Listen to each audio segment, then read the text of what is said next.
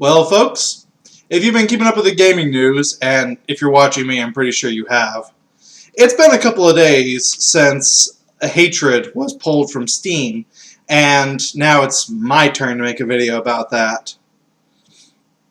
And yes, I know something like 16 or 24 hours ago, as of the time of the recording of this video, it was put back onto Steam, but first, it was pulled off of Steam for no reason given other than we have been informed by people that this would not be appropriate for us to sell, even though it had a 93% approval rating on Greenlight, and they have games such as Manhunt and Postal 2.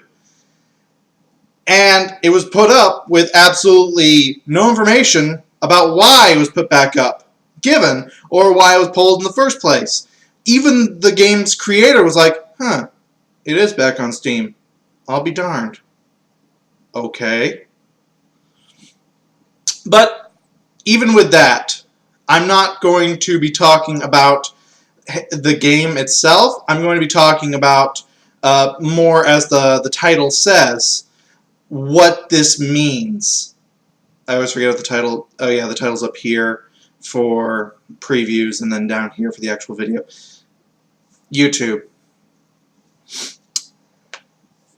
This is the second game in a month that has in some way been pulled from shelves, is a loose term. First you have GTA 5 being pulled from a New Zealand store, I think it's the Warehouse, and Australian Kmart and Target. Now you have a game, a much smaller indie game that was pulled from Steam. Again, put back up. That doesn't matter. The fact that it was pulled in the first place with no reason is enough to be worried. This is setting a very bad precedent, and it's what leads me to believe that those hipster douchebags who are jumping for joy every time one of these games has been pulled from somewhere are coming for your games. See, that's a line that even I admit, I believe, the whole, we're not coming for your games, we just want new games and different games to be made. Even I believe that shtick. Well, fool me once, shame on you, fool me twice, shame on me. I ain't buying that crap anymore, and I hope you guys don't either, because from everything that I've seen, from how elated they are whenever a game gets pulled, and how just against violence in games, mature themes around women, or people in general, in games, and just how flat out they have openly stated they hate video games, I have come to believe that yes, they are in fact coming for your games. They want these games banned. Shit, I'm pretty sure they'd be happy if there were no games being made, or if there were only point-and-click word games left, or walking games, or something that didn't involve control or interactivity, because that leads to being an evil person. I can't quote McIntosh fully, otherwise I'd have a stroke.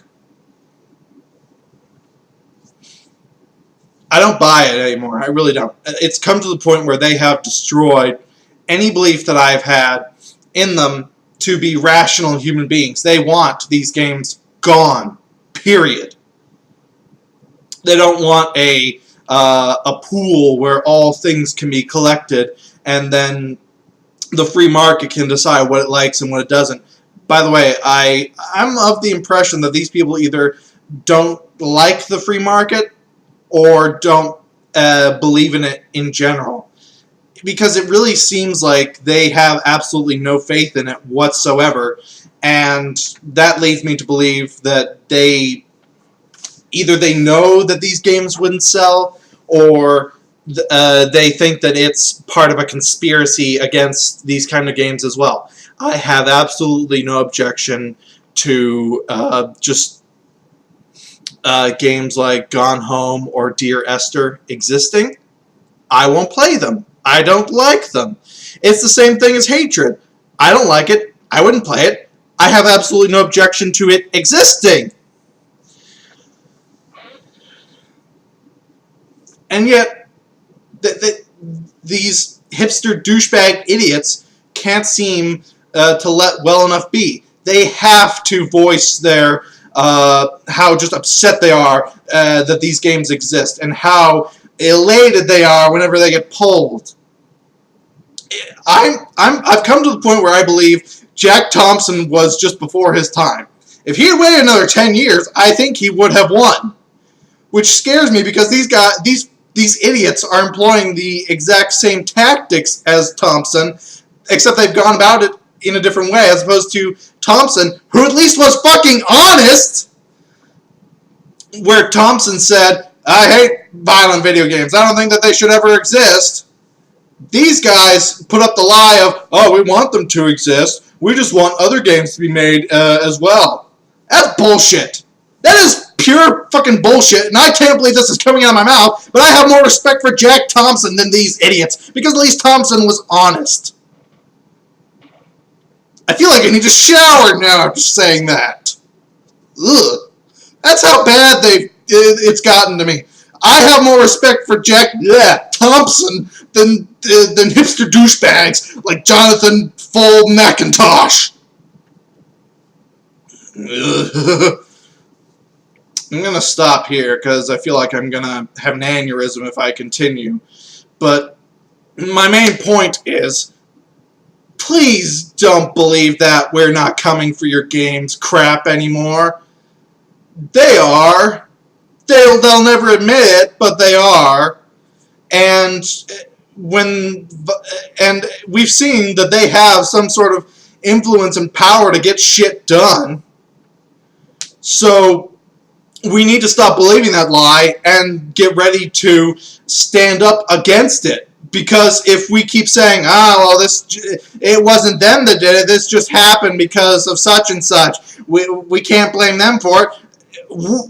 At what point will it be enough? How many games need to be pulled from shelves? How many games need to stop being made? How many games need to be banned altogether before we finally wake up and see, oh yeah, they are coming for our games. Maybe we should have done something. I'm just hoping people wake up to it soon enough so it doesn't do any kind of damage. Man can dream, you know? Peace out.